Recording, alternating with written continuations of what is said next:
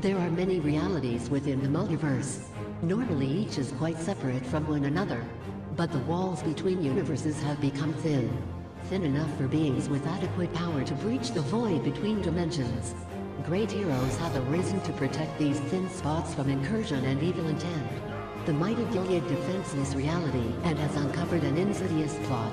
Asmodeus, Prince of Hell, has amassed a demon army and is preparing to use the portal to invade the multiverse.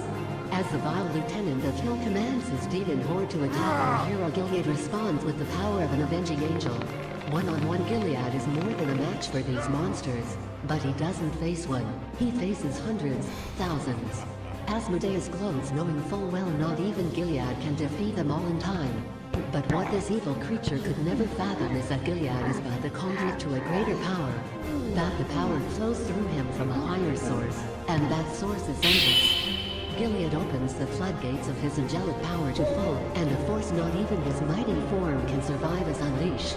And as his energy reaches the point of no return, Gilead prays that his sacrifice will be enough to save the multiverse from this evil invasion. With that thought, Gilead triggers his most ultimate power, Act of God, and erupts into a supernova of divine power, completely obliterating Asmodeus and his horde and sealing the portal to his dimension forever. The multiverse is forever safe from the demons of this dimension thanks to the heroic sacrifice of Gilead, the mighty.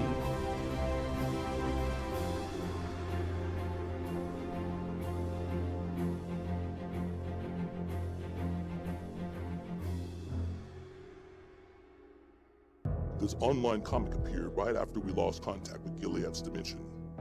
I might be able to chalk it up to a coincidence if Gilead's existence was common knowledge, but it's not.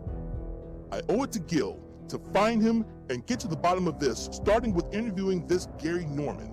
Rhea, has Mr. Norman arrived? Affirmative. Gary Norman awaits in the enemy chamber. Send him in. Hello, Mr. Norman. Pleased to meet you. I'm your Vector. Of course you are. I can't believe I'm really here. He said I would end up here just like this if I did everything right and it all came true. He who? What are you talking about, Mr. Norman? God. God talks to me in my dreams. I think you need to explain that a little better. Well, as a kid, I dreamed of being a superhero, so I lived out my dreams through my art. I drew stories of an angelic superhero with power bestowed by God. It was just a fantasy until a voice started talking to me in my dreams. I was shown what to draw and told to post it online, and if I had faith, a miracle would happen. No disrespect to your religious beliefs, Mr. Norman, but there might be some other explanation. He said you'd say that.